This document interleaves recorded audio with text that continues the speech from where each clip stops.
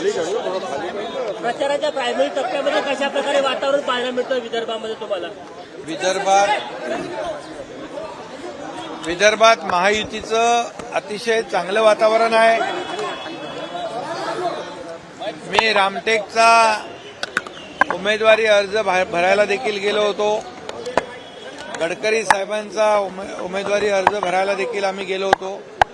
अतिशय उत्स्फूर्त असा प्रतिसाद या विदर्भामध्ये महायुतीला मिळतोय आणि विदर्भातल्या सर्वच्या सर्व जागा महायुती जिंकेल अशा प्रकारचं वातावरण आणि अशा प्रकारची या भागातल्या जनतेने मोदीजींना गॅरंटी दिलेली आहे. रामटेक आणि यवतमाळ वाशिमचं काय चित्र आहे? रामटेक, यवतमाळ, वाशिम हे दोन्ही मतदारसंघ मोठ्या फरकाने बहुमताने महायुती जिंकेल.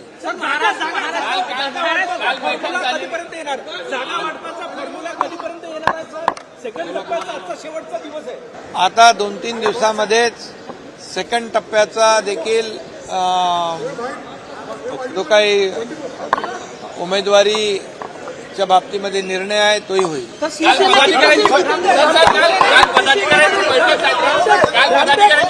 त्यांनी म्हटलं की अजून त्याग आता तुम्ही करू नये, जेवढा दिलेला आहे तेवढा भरपूर आहे. 6 जागा तुम्ही गमावल्या असा आरोपही जो आहे आदित्य ठाकरेंनी केलाय. त्यांना दुसरं काय काम आहे का? पदाधिकाऱ्यांच्या बैठका निवडणूक काळामध्ये सातत्याने होत असतात. आम्ही पदाधिकाऱ्यांना विश्वासात घेऊन ही निवडणूक लढवतोय. कारण शेवटी अगदी ग्रासरूट पर्यंत हे पदाधिकारी आणि कार्यकर्ते काम करत असतात.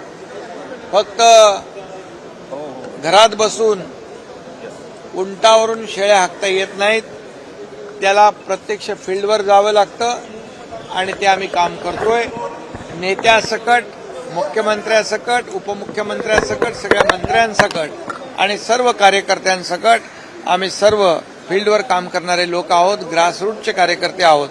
त्यामुळे आम्ही महायुतीला आज त्यांनी दुसऱ्याच्या घरात डोकावून पाहण्यापेक्षा स्वतःचं काय जळतंय ते पाहावं आणि आज जे काय त्यांचं 3 महाविकास आघाडी 3 तिघाडा आणि काम बिघाडा अशा प्रकारची परिस्थिती निर्माण झालेली आहे. 2 प्रादेशिक पक्ष त्यांच्याकडे अजेंडा पण नाही, झेंडा पण नाही. अशा लोकांनी नॅशनल पार्टीची काय परिस्थिती केली आहे, ती नॅशनल पार्टीची काँग्रेस आहे, त्यांनी विचार करावा. लोकशाही मराठी ऐका, पहा, जागरूक रहा.